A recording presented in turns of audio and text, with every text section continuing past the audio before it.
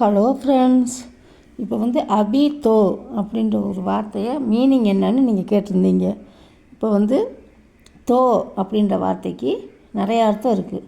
இப்போ ஏற்கனவே ஒரு வேர்டு பல மீனிங் இருக்குதுன்னு நம்ம ஏற்கனவே வேர்ட்ஸ் பார்த்துருக்கோம். இந்த தோ, பர், மகர் அப்படின்ற வார்த்தைகளுக்கு பார்த்துருக்கோம். இப்போ தோ அப்படின்னா இரண்டுன்னு அர்த்தம், அது எல்லாருக்கும் தெரிஞ்சிருக்கும். விடு, கொடு அப்படின்னு 3 அர்த்தம் இருக்குது.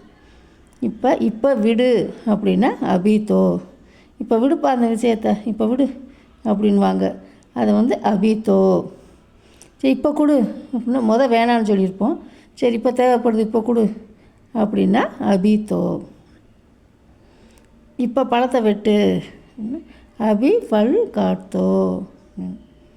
இப்போ 2 பழத்தை வெட்டு அப்படின்னா அபி தோபல் காட்டோ அப்படின்னு வரும்.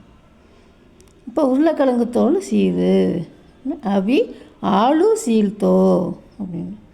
இப்போ இதவே ஆப்பிள் பழத்தை தோலை சீவு அப்படின்னா அபி சேப் சீல்தோ அப்படின்னு. இப்போ பழங்கள் நேமும் நம்ம பார்த்துருக்கோம், வெஜிடபிள்ஸ் நேமும் காய்கறிகள் பேரும் பார்த்துருக்கோம். ஆலுனா உருளைக்கிழங்கு, சேப்னா ஆப்பிள். அபி ஆலு சீல்தோ, இப்போ உருளைக்கிழங்கு தோலை சீவு. இப்போ பெருக்கு, கூட்டுன்னு சில பேர் சொல்லுவாங்க, இப்போ வீடை கூட்டு அப்படின்னு. இப்போ பெருக்கு அப்படின்னா அபி ஜாடு லகாத்தோ.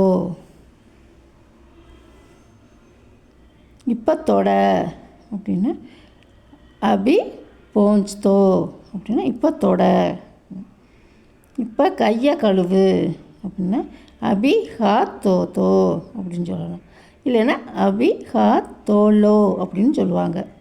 தோன்னு சொல்லுவாங்க, தோலோ அப்படின்னு சொல்லுவாங்க.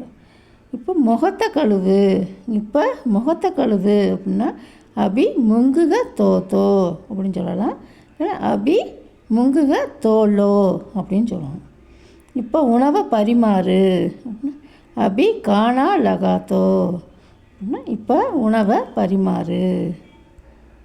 ஓகே ஃப்ரெண்ட்ஸ், நெக்ஸ்ட் வீடியோவில் மீட் பண்ணலாம். தேங்க்யூ, பாய், தேங்க்யூ ஃபார் வாட்சிங்.